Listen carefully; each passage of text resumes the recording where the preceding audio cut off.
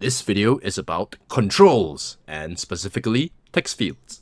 So there's a button on screen, and a button is a type of control because it's something that you can interact with. So you click on this, surprise! Great, you get a sheet. And I always like to start my controls videos with this because it's a fairly simple formula. A control has a state variable, and somehow the state variable gets modified by the control.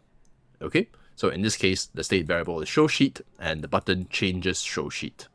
What if we want to put a text field? Well, first thing we want to do is, well, I should probably wrap all this inside a form, because controls tend to show up in forms. Okay, so there you go. Hello world, this is a surprising button. And I'm going to create a text field by saying state private var text equals to blank text. This is what the text field is going to be manipulating using a binding. So I'm going to say text field, all right? And text field has quite a few types of signatures over here. You can see there's quite a lot.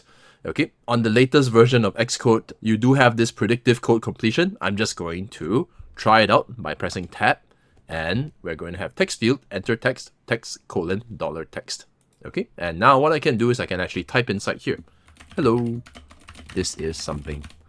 Okay, so that's not super useful, but maybe we can make this echo back to us, and we can just have it say text, you typed, slash bracket, text.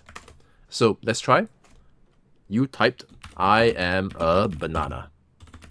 All right, that's it. That's it for text fields. That's the most basic version of text fields that you need to know.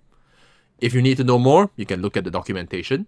Another thing you can try is you can also go to the plus button up here to click on show library, and you can search for your controls over here by searching for text field. And if you just click on it twice, it's actually going to give you a placeholder one that says text field, placeholder, text value. Okay, so if you ever forget how to type text field, you can go search for it inside the component library. Do remember that all controls follow this same formula. You create some kind of data as a state variable for it to manipulate, and then your control will manipulate it through a binding.